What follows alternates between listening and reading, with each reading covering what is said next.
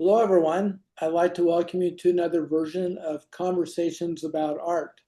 My name is J. Allen Constant. I live in Albuquerque, New Mexico. I'm here today with Paul Rowland, who lives right outside of Tokyo, Japan, and Duane Toops, who lives in Melbourne, Florida. And today we are going to be talking to Isabelle Alessandra from Newport Beach. She's an abstract artist, and we look forward to this conversation. So welcome. Thank you. It's a pleasure to be here. I'm looking forward to this. Have no idea really what to expect except from listening to your podcast, which I've loved. Thank you so much. Mhm.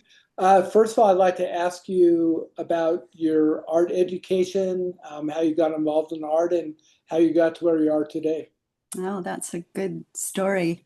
Um, it's an emotional story, actually, for me. I had an incredible teacher in high school. I lived in a very small town in northern Canada, and that's where I grew up in a little town in the foothills of the Rockies.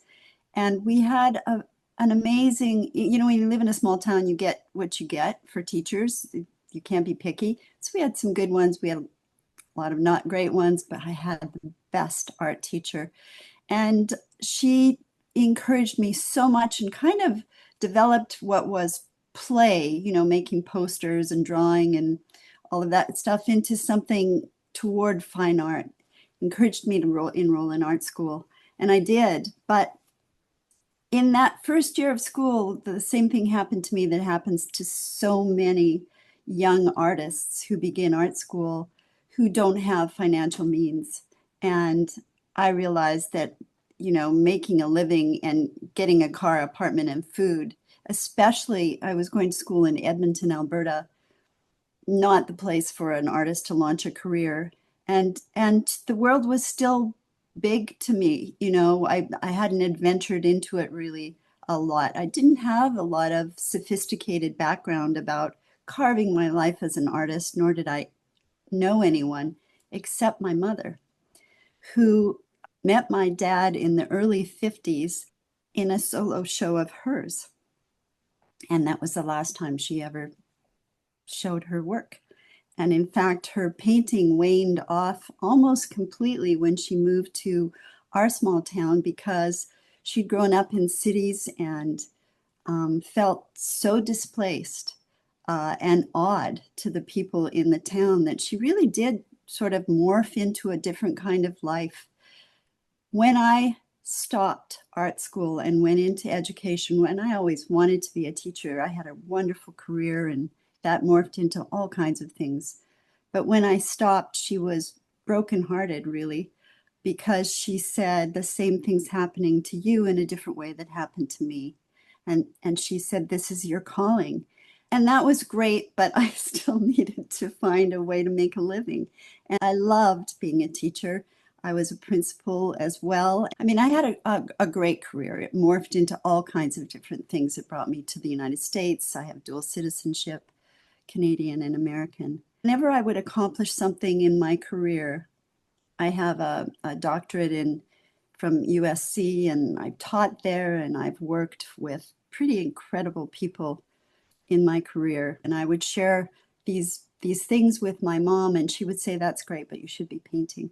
And she meant it. And I used to get kind of frustrated at her, like, what can I, like, do you not get what I'm doing? She did. She got what I was doing, but she kept saying, you should be painting. When she was 96, she was in hospice, and I was with her, and it was a long, slow process. And we spent a lot of time talking. She still had really all of her faculties. She said to me, if you don't stop all this nonsense you've been doing and see what you can do as an artist, you will never know. You will be doing what I've been doing these last weeks, wondering what my life would have been like. And she said, it's not that I regret you or your dad or our family, but she said, I can't help but wonder. And she said, I see you when we're in galleries and museums together, and I hear the kind of questions that you ask, and I see what you look at. I was turning 60 that year, and she said, if you don't do this now, your eyesight will fail you because it just does. your momentum and energy won't be the same to start this and really plunge into, can I make this a career? And she said, I'm not talking about hobby stuff and these little classes you've taken. I'm talking about you finding out if you can make your way as an artist in the world. And she died an hour later. And she called Drew, he's my life partner. And she said, Drew, are you listening to this? And he said, I hear you. And she said, it's really important. And so I was a management consultant at that point. My clients were already delegated to other people. I mean, my life was all set up. I could literally walk away. She didn't leave me very much money at all. She left me what she had. I had to figure out if I could make a living. It was serious. And I had enough to kind of cushion me for about a year plus. In that time, I said, I'm going to work as hard as I've ever worked at anything in my life. I found this teacher online, Nicholas Wilton. I watched Nicholas online and he resonated to me. I noticed that when I was in museums and galleries, I would always look even at a Cezanne. I would look in the corner of it at the way the colors met. I looked at, I loved like, oh my God, look at that orange beside that pink. That's so beautiful. I wasn't looking at still life compositions. I was looking at the colors and I was looking at the compositions and I was looking at the empty space in people's work. And I was so moved by Basquiat's courage. And it was the feelings I got. I was really clear by this time in my life that I love abstract paintings. I love them. And so when I saw Nick painting, I will say it isn't his style that appealed to me. It's his teaching that did. And he had these workshops, and I went online and oh my gosh, they were all full. So there was a call about 48 hours before a workshop in Molokai about 2 weeks later. Molokai is an island off of Maui in Hawaii. I said, yes, I'll be there. And so I showed up. Well, I still hadn't done any painting. At the beginning it was, well, the whole week it was pretty intimidating, but at the beginning it was especially intimidating because at that time his workshops were quite small. There were only 10 people and everybody in the workshop was gallery represented. And then there was me.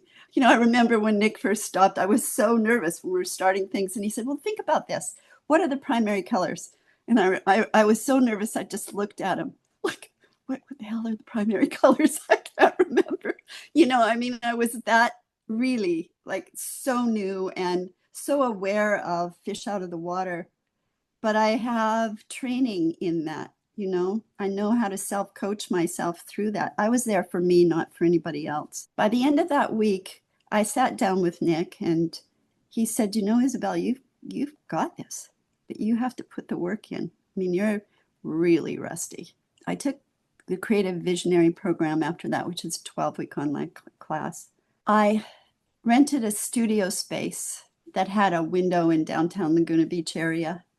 Someone walked in when I was painting 2 larger pieces. It was like a 6 feet by 6 feet little thing, but it had a window onto the street. A guy walked in on these 2 pieces, 2 of them, and he was in love with them. He's a well-known poet, and we started talking. I knew his poetry, and we were talking, and he said, I would like to be your first customer. And he said, I'd like those 2 pieces. I said, I'll sell them both to you for $6,000. And he said, sold. That was so encouraging. Of course it was. But you put yourself in the place of opportunity as well. And I bring those skills of confidence and placement and marketing. I market for an hour and a half every morning before I start painting. It's not my favorite thing. I like doing it, It's also creative, but I want to paint. I mean, that's what I want to be doing, but I'm disciplined. I've learned discipline. I've learned how to position myself. I've learned how to talk to clients. I know how to ask for the sale. I also know when to back off and just let it be. And it's real. My work is really from me. I'm not trying to be somebody else. And this is like letting my soul out. And I have never had a more rewarding incredibly fulfilling life as I have right now as an artist. Well, that's a great story. It's really That's my inspiring, story. so that's really great. Well, let's take a look at your work now. That's a brand new one. That one's only about 2 weeks old, I think. So we're talking now. This is current Isabelle for sure.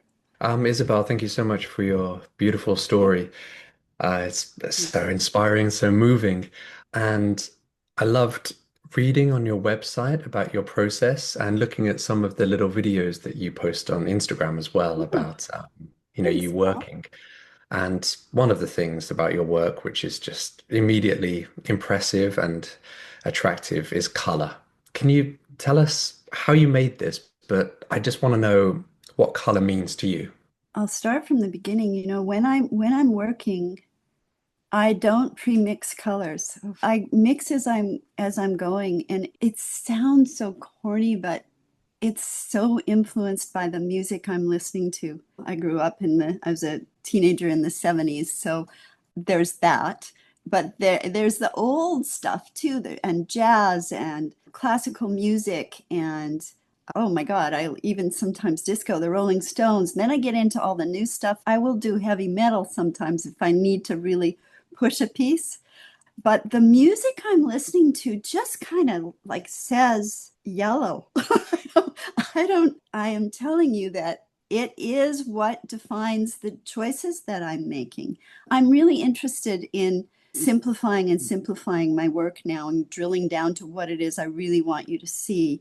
I love breathing space. But even that comes from music. When I'm refining a piece or I'm deciding what to get rid of, because the process is really one of pure play at the beginning. And then I start really thinking about composition and what's fighting with each other and where things are placed and what I love most that I want you to see and getting rid of all the other stuff. So your eye is traveling to places and resting. And I'm proud of this piece for that reason. I really am. But yeah, it's music. And I do love color. I have a quote on the wall that says, "Wonder comes when we don't know the outcome." This is Nicholas Wilton just talking. And then without risk, the art suffers. That is it for me. I need to be comfortable with not knowing the outcome.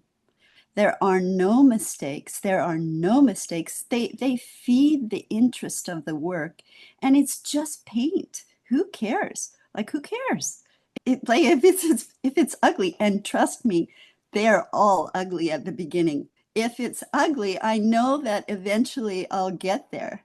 But I do love color, and for me, that's the bold and daring risk part. I have a tagline, and I figured it out really early, and it's think because of the process of thinking about all of the things, the elements of design and all of those things that we know. But it's also joy. I won't let a piece be too, I'm going to say, serious. It has to feel joyful, and color plays a big part in that. I have black and white work that I have challenged myself to make sure still feels joyful, so that's in the mark making and all of that. But color is so exciting for me. Yeah, I love color, and it's totally impacted by music.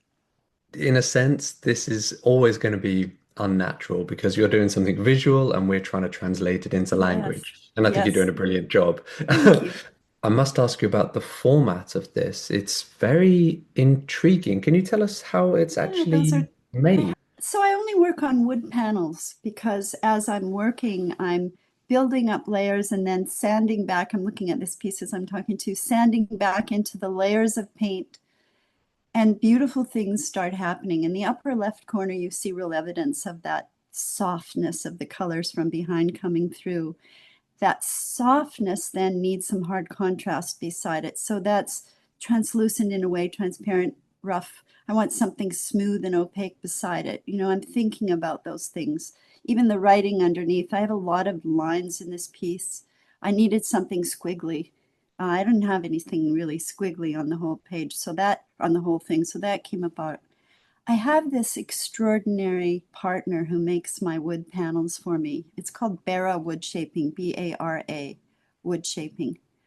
And I design things and they make them for me, and they're wonderful. So this is 2 panels in one frame. And when I, talk with them on the phone and send them drawings, I said, I want something that's not a perfect third. I don't also want it to be a perfect quarter. So we looked at the size, 2 panels in one frame. And when he makes them, they come to me already bolted into the frame, and then I unscrew them, paint on, seal them. So it's wood. And because it's wood will into acrylic paint, not oil paints, but in acrylic paint, you have a very high possibility that it will yellow your paint over time. You have to seal it, and I use gloss medium, and that works. It's a box, right? A cradle panel is a box. Behind it, it's if you put it face down, you'd have a little tray. And then the bigger they get, the more they have slats that go across them to support the wood from not warping. The wood will still warp or crack, so you have to protect it. And then I tape the edges with painter's tape because I want them super clean. You can't see any drips or any bumps, and it's because I've taped the edges. And then I seal them again with gloss medium, and then it's usually 2 coats of gesso, sometimes 3, and I sand between each coat of gesso. And so I'm starting with something velvety smooth, feels like velvet.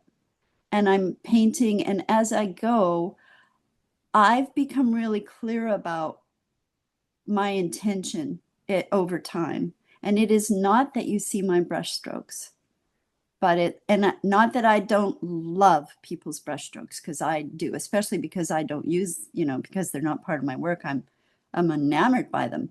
But for me, this is about you just seeing shape, line, color, space. I don't want you to get lost in texture, except the smoothness of it. But the surface is as smooth as it looks in this photograph. It is so smooth. I'm using pretty high grit sandpaper at the beginning, sometimes even 60, which you couldn't even file your nails with that. It would rip them. Today, I just sanded a piece with 2000 grit. And when I'm done, I'll probably use 3000 to just give it that last little buff. But early on, when you're using high grit sandpaper, you're peeling away the paint. You're taking away layers and exposing the colors behind them. And interesting things start happening, and sometimes I might only keep barely any, like in the right-hand corner, there's a little bit, you can really see it excavated. In the lines, if you look up close, there's a lot of evidence of excavation. That little sort of red part around this biggest circle, that's from sanding back into the paint. So I'm using a sander, and I don't know, some people have told me, I work really big too. 7 feet, 8 feet paintings, and they're heavier, right? And I'm turning them and I'm moving them, and I'm taking them outside and bringing them in, take them out to sand, in full regalia, and then bringing them in. I mean, it's a pain in the neck, literally. And some people that I know who are also sanding into their work are putting their work, a big canvas on a huge cradled panel, stapling it down and then releasing it off so they can send it and have it mounted. And maybe at some point I'll do that. But right now, the people who are loving my work partly love it because it's on wood. I don't want to be prisoner to that, but I acknowledge it. As you can tell, there's something tactile about wood that's different. So this is an older piece, actually, maybe 4 years or 5, one of my earliest pieces. In the first year, I think, of me painting. I don't have a plan when I start painting. I lay down colors that look beautiful beside colors. Very early on, even when I was taking the workshop, someone said, "You're obsessing over circles." And I am unapologetically obsessed with circles. So you will see them in everything unapologetically. And now they're almost, if I don't have one, I'm a little nervous. So I think I don't think I can find a piece that I've ever done without some, or at least one.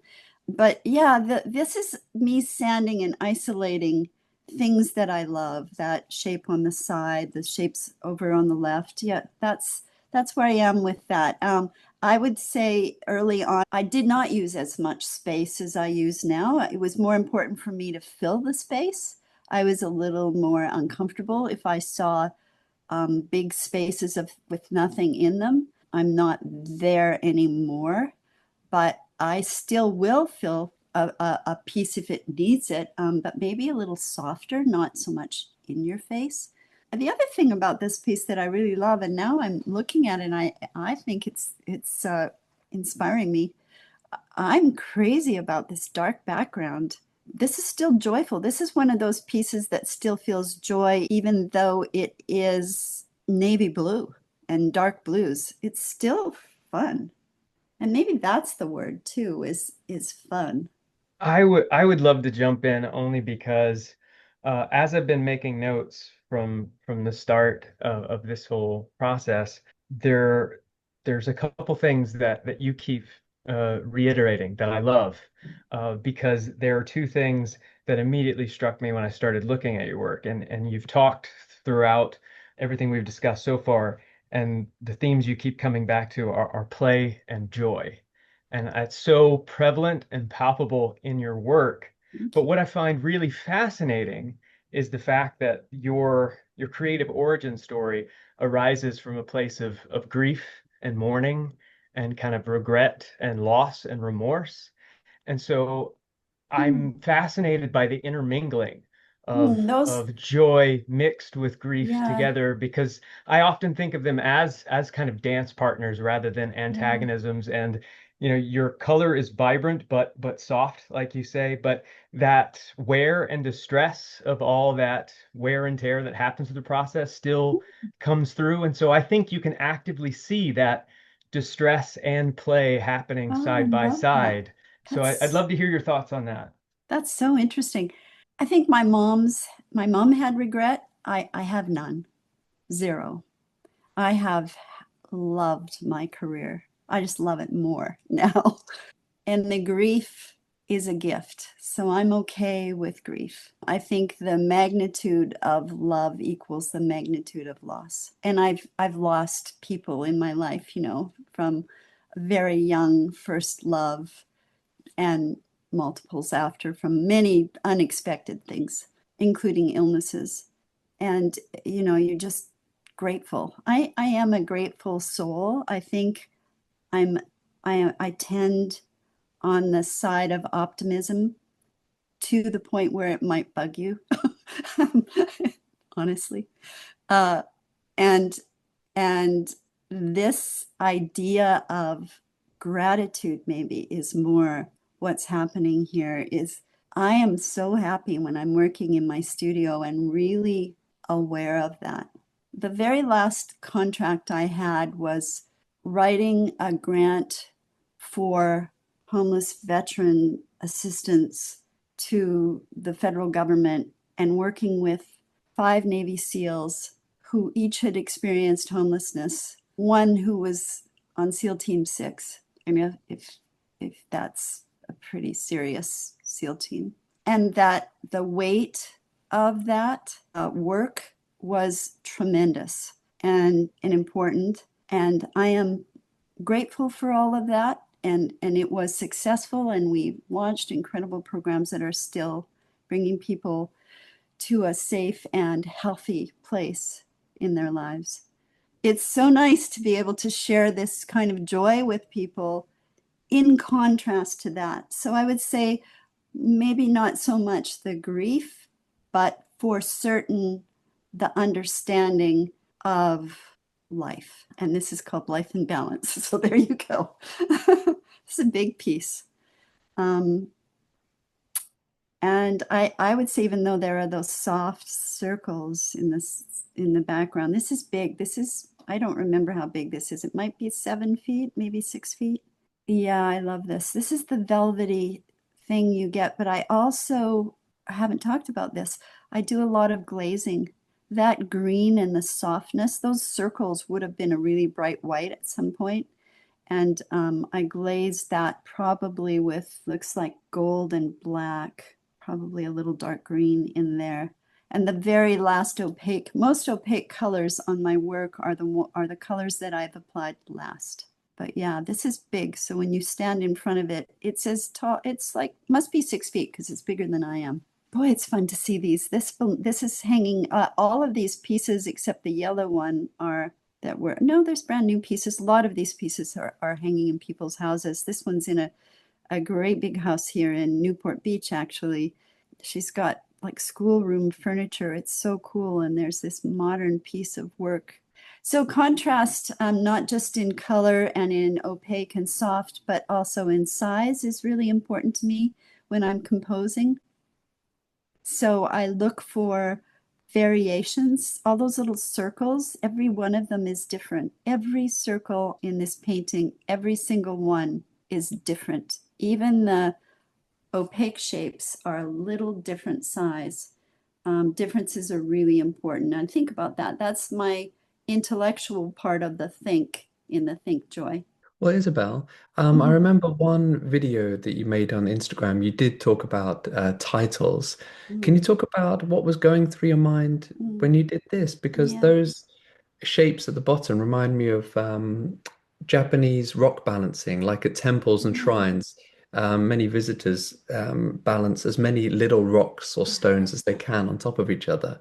What was going through your mind? I love that. Who knows if I'd seen something like that just before. I mean, everything, everywhere we are impacts what we do, what in our studio. For sure, if I'm walking my dog after a rain, we have a little park not very far from our house that has a lot of green in it, a lot of trees and grass and green slopes. After it rains, green comes up, green appears in my studio.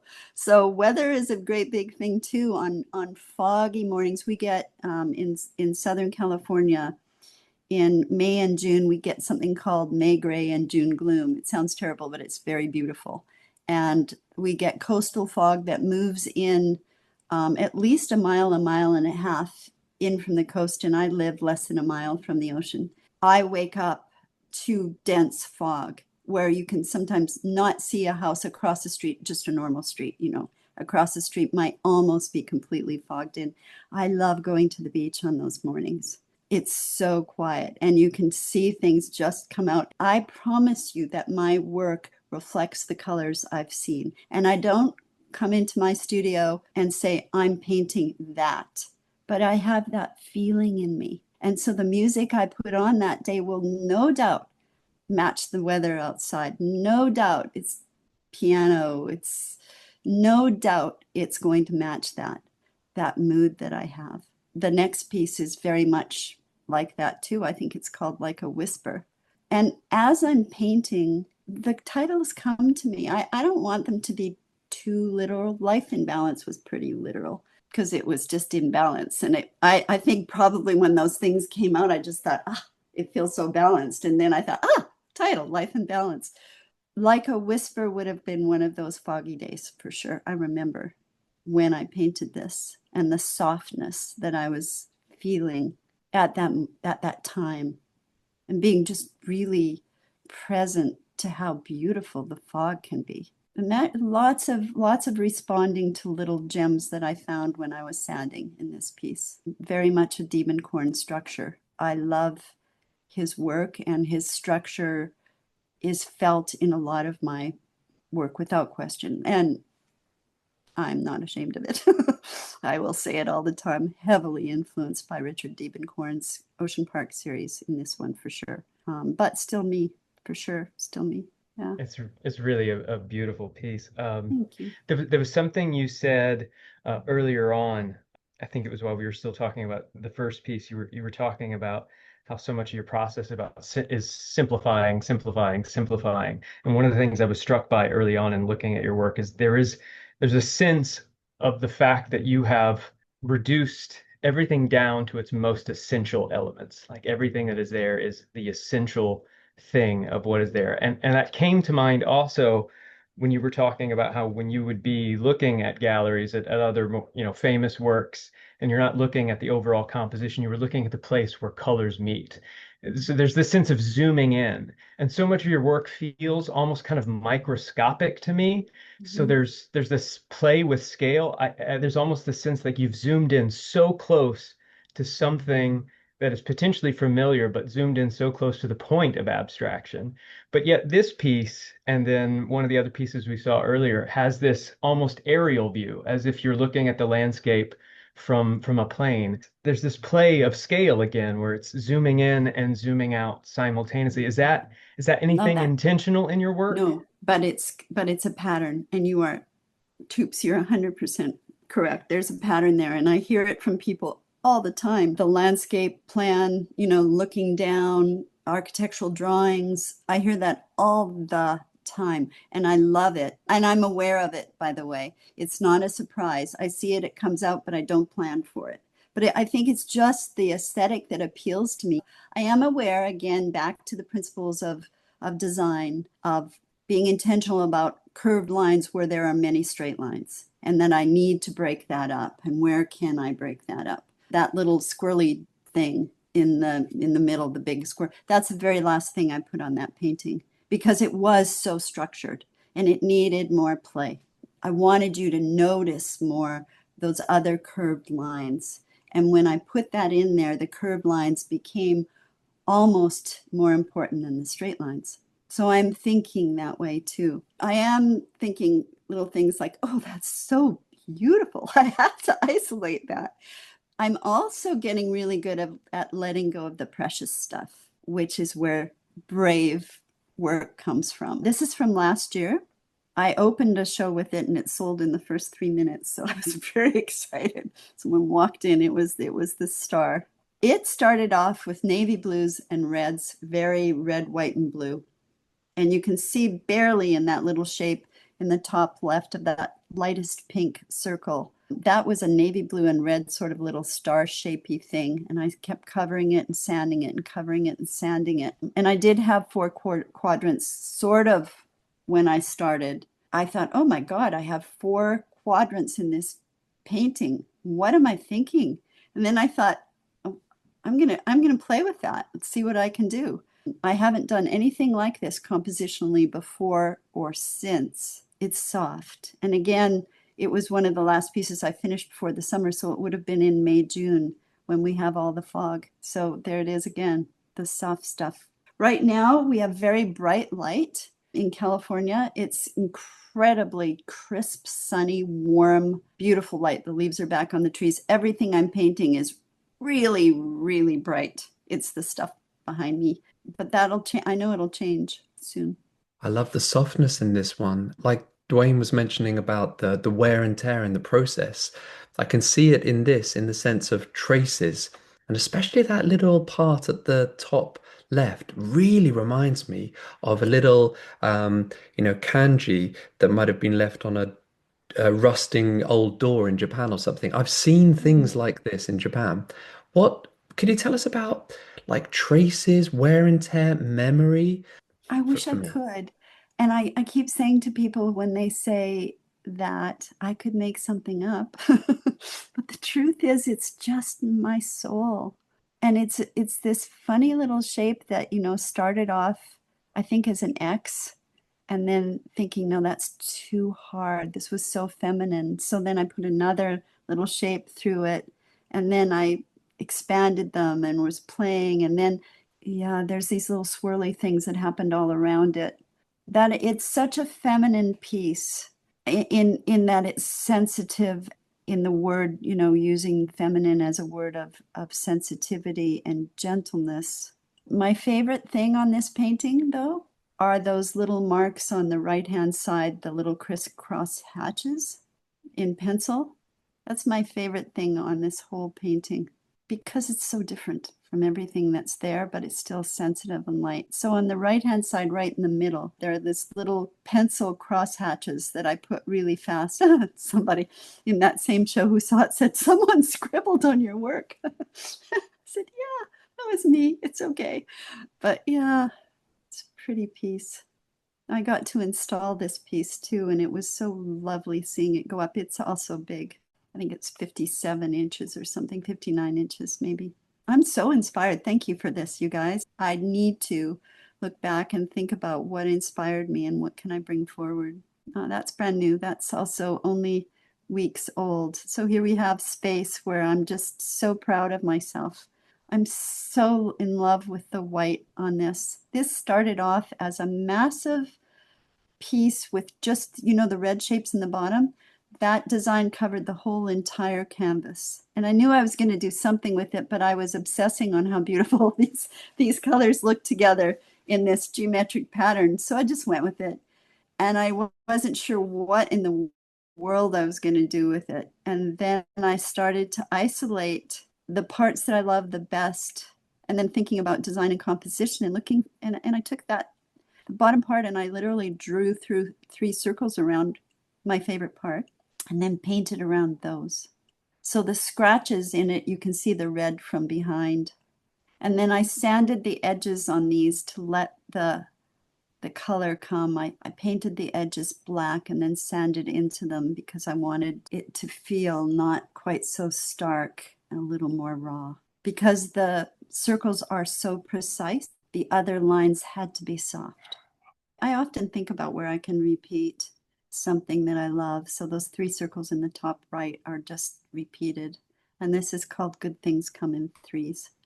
You've mentioned earlier about how you never start a piece with a plan, and you also talked about how it's the not knowing the outcome that's so important to you, and that's strikes a deep chord with me. There's something so pivotal and I think important about the retention of some sense of mystery and ambiguity and the unknown in the work. Is there anything that you do either in starting a piece or in the process of the piece that allows you to really lean into making space for mystery or leaning into mystery itself? Or how does that play out in the process of your What a work? good question. It really is about the sanding. It really is building up color and what happens when I sand and I see unexpected things happen.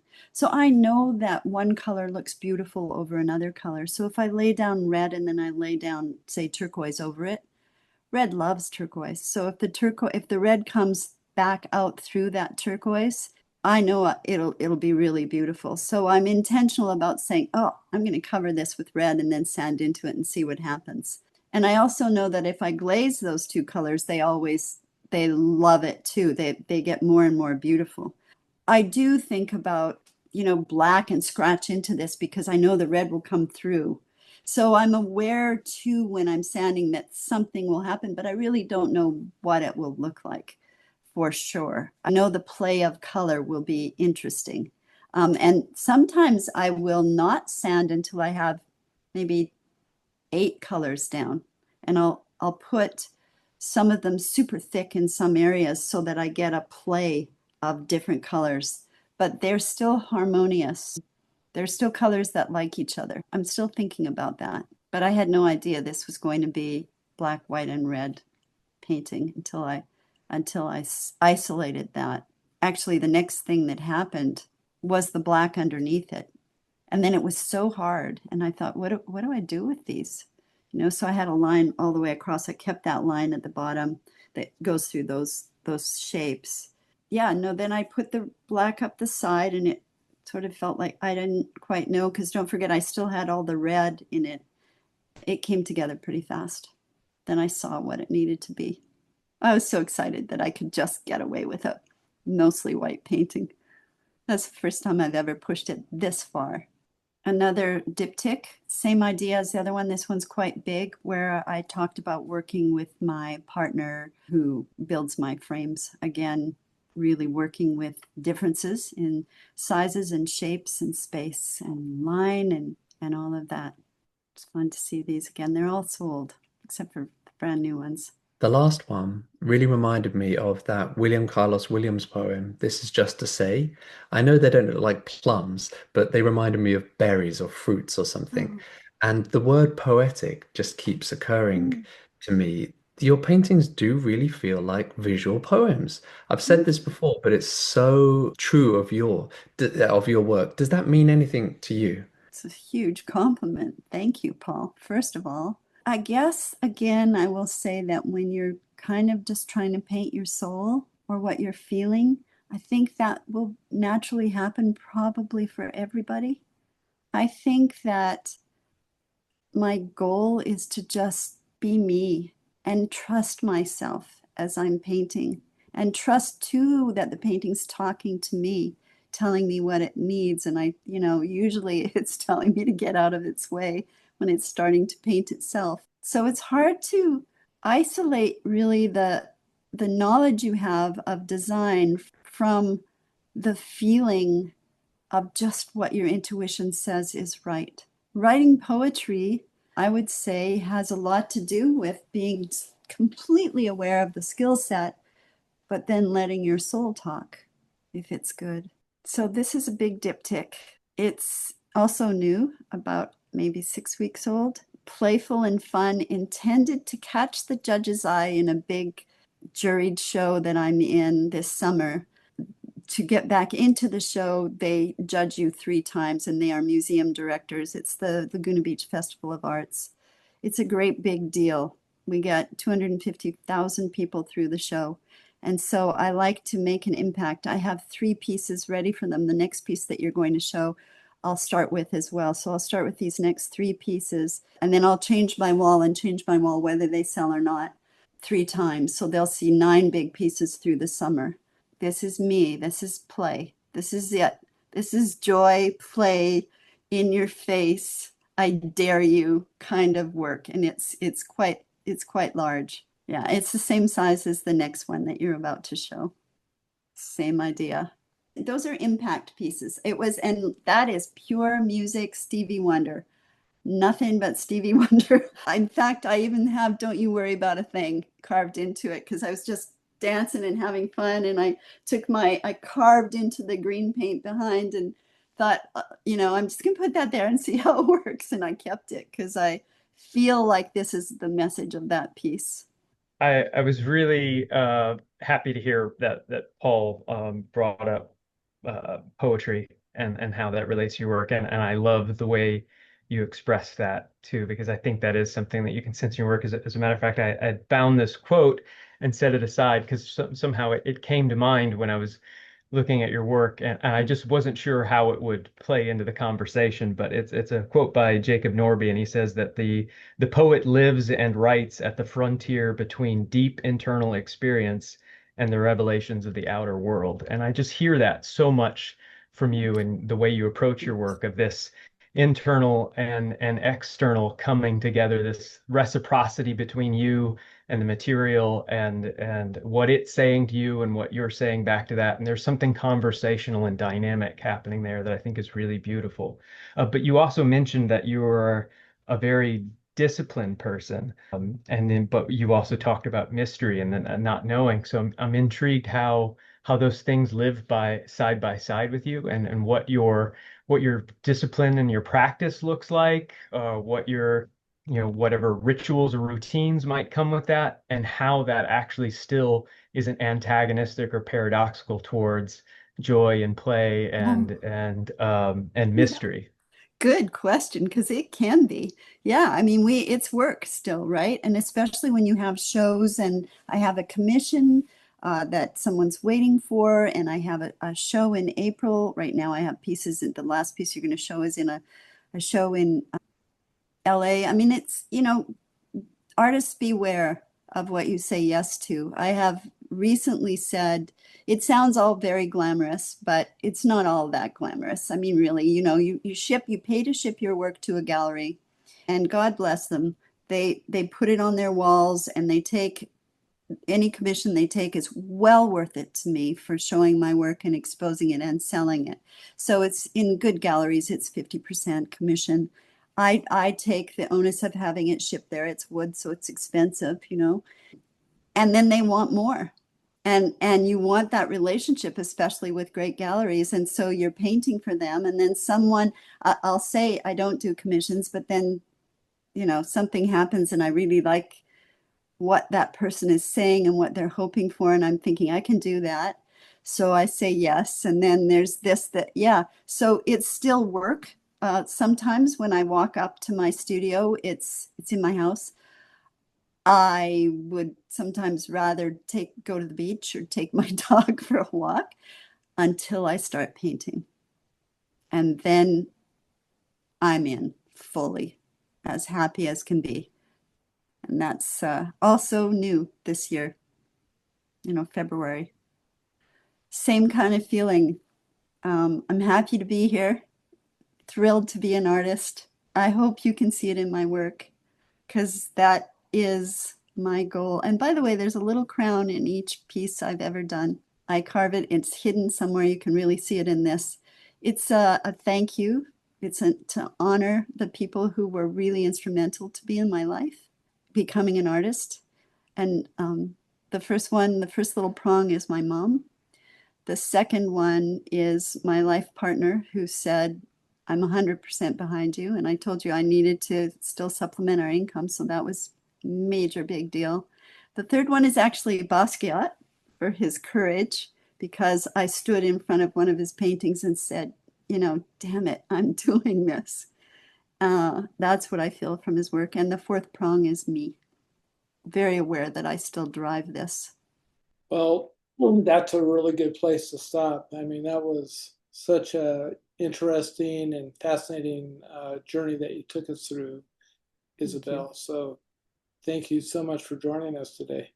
Thank you. Thank you, Alan. All of you. Thank you, Paul and Toots. It was really a pleasure. I had a friend say this morning when she called, she said, what are you going to talk about for an hour? I said, I know they've got me. Well, they've got me. I'll be fine. So thank you for that. Yeah. Well, thanks again. Really appreciate it. Mm-hmm. Take care and have fun, and good luck, you guys. What you're doing is phenomenal. And I look forward to it. I'll look for the link and share it like crazy. Thanks so much. Thank you. Okay. Bye-bye.